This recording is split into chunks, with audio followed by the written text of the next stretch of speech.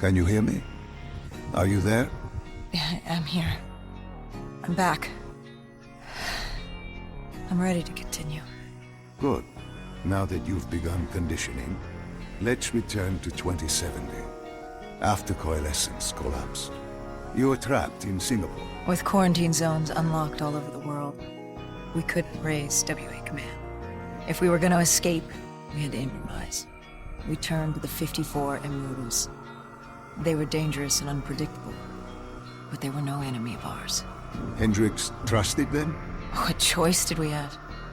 If we wanted out of Singapore, we had to go through the biodomes. We had to go through the Immortals.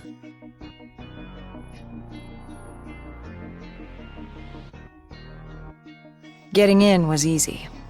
Getting out would be another matter entirely. At the time, the biodomes were the safest place to be.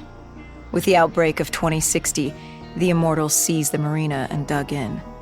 The biodomes were impenetrable. Dead-proof. Hendricks had a contact, Danny Lee. He was slimy as they come, but he could get us transport. Not only that, Taylor had beaten us out of the biodomes, and Danny claimed to know where he was heading. They had this information. Danny was convinced Gojulan had info on her central server. They were doing us a solid, really. But that didn't come cheap. They wanted food, water, weapons, reinforcements from the Winslow Accord. We agreed to their terms, with no idea if we could honor it. The Immortals were a people of their word, and quite efficient in punishing those who did not act the same. Danny was in a bad mood. The Immortals weren't exactly happy to see us. They knew our part in what had happened in Coalescence. Danny went so far as to accuse us of opening the containment zones ourselves. Hendricks persuaded him otherwise. But that didn't change how I felt. We were there. We had our chance to stop Diaz in the server room.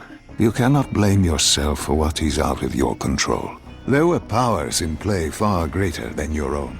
Powers with far more control. You were a pawn in his game. You mean Demios? Well, as it turns out, we weren't his only pawns in the room. How do you mean? You can get us a ride out? Sure, I'll give you that. But claiming to know where Taylor was? Know that saying, too good to be true? Something was wrong. There was something malevolent, malicious. I called Danny out. I wasn't too happy with that. But then again, we assumed he was just scared. The outbreak now occurring worldwide was unprecedented. We were all scared. Up till now, we'd become complacent. We got comfortable. The dead had stayed in their cage, and we kept pretending nothing had happened. Taylor and Diaz changed that. Pandemonium, riots, civil war, countries were already tearing themselves apart, in many cases before the dead even reached them. Danny wasn't scared. He was stalling. And it only took us another moment to find out why. The Go siblings. Danny set you up. No. This was different. It was their eyes. Hollow. Empty. Void of life. Like they could see right through me. They all had it. Just like Diaz. It was only later we found out all higher-ups in the Immortals were outfitted with D&I. Like us. If only we'd known the part our own technology would play. The thing about dead killers, though, there's always a plan B. We had a robot squad in place, ready if the situation took a turn. Gojulan bolted before our robots got her. She was headed for the server room in Cloud Mountain, the only place we could put in the call from transport. It became quickly apparent that uninvited guests had joined the party in the biodomes. The dead were flooding into this safe haven, about to become hell on Earth. We had to move. We had to get to Cloud Mountain.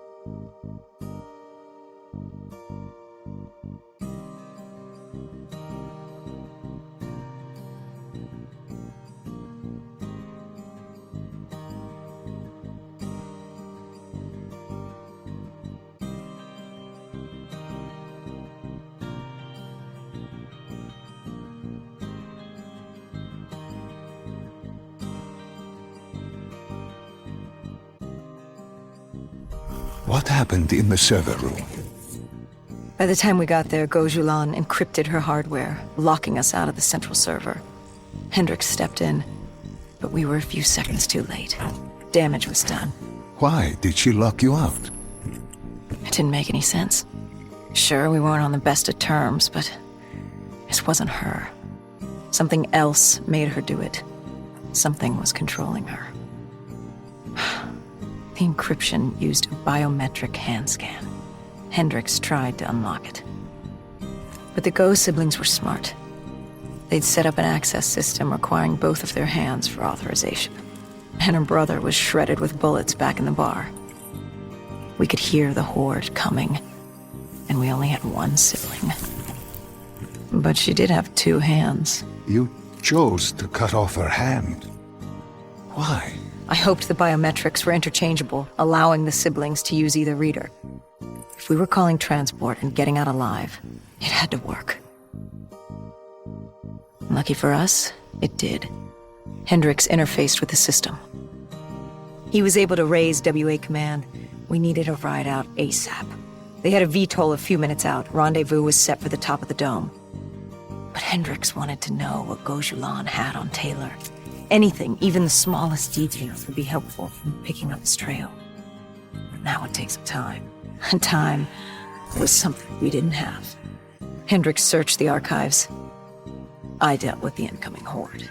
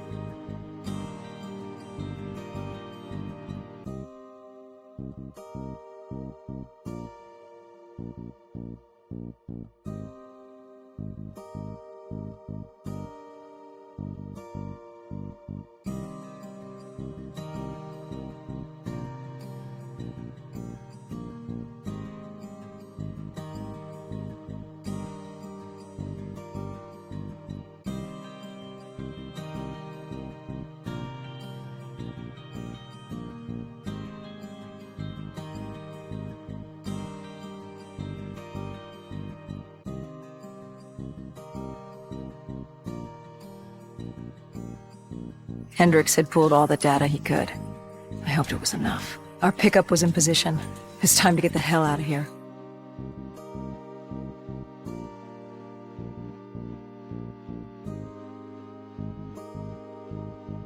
Our bird wasn't alone in the sky. Our VTOL had caught the attention of an old automotive race. We needed to find another one.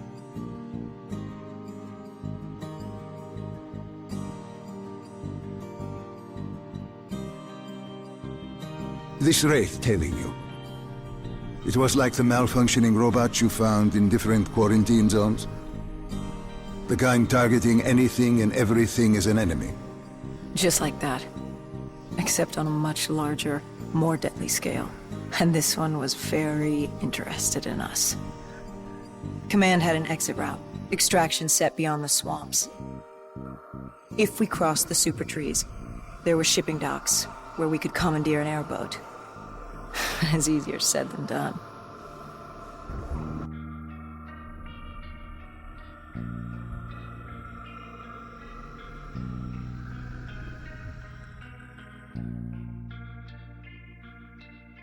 Between the flesh eaters and that wraith eyeing us, the super trees would be no walk in the park.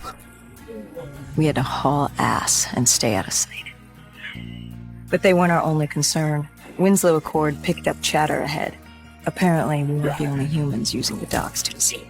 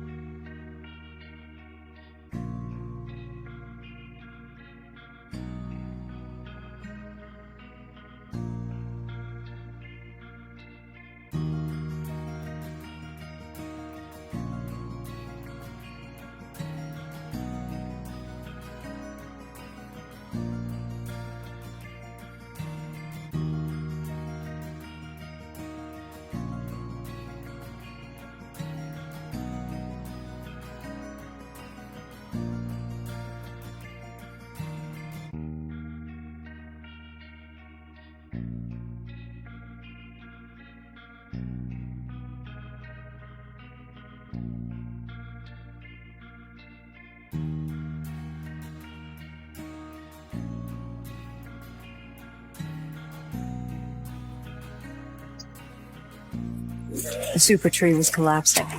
The only safe route to the docks was up. Chatter confirmed that 54 immortals were scrambling to get out of the biodomes through the swamps.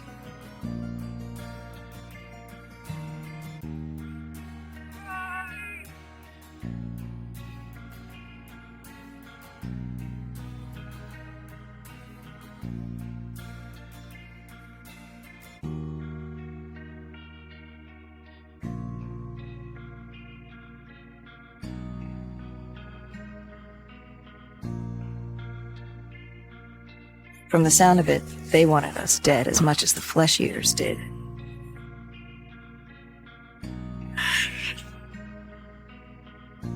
Looked like we were jumping from one bad situation into another.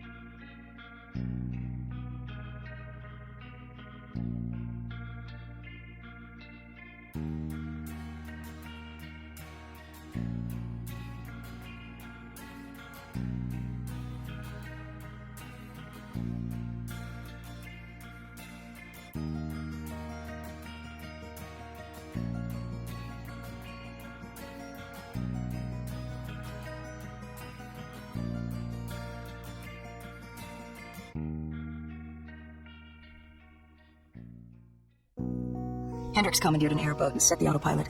We had undead on our ass, and more 54i. And that rogue wraith wasn't done with us yet.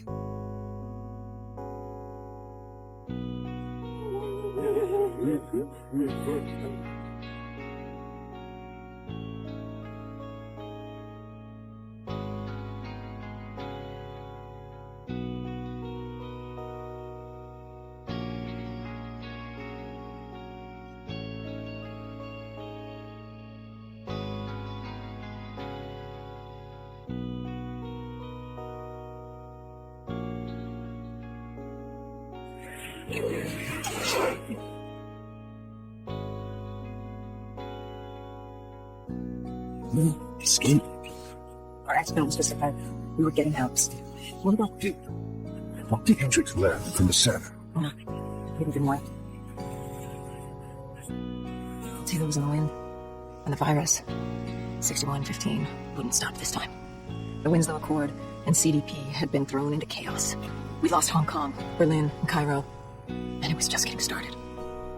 What would come next? How the world would change? There was no way to be ready for that.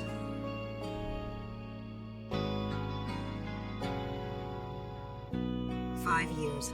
5 long, dark years. Opening the quarantine zones did exactly as we feared. And by 2075, what was a contained situation gave way to anarchy. Humanity's numbers had been reduced to a few hundred mil scattered across the globe. The undead had risen to 7 billion. Taylor was in the wind, a faded reminder of our inability to stop Armageddon. There was still a Winslow Accord kill-on-site ordinance in place, but he was a distant memory. Until the aquifers. We were on a routine bombing run outside Cairo. Our orders were to bomb the dead into the next life.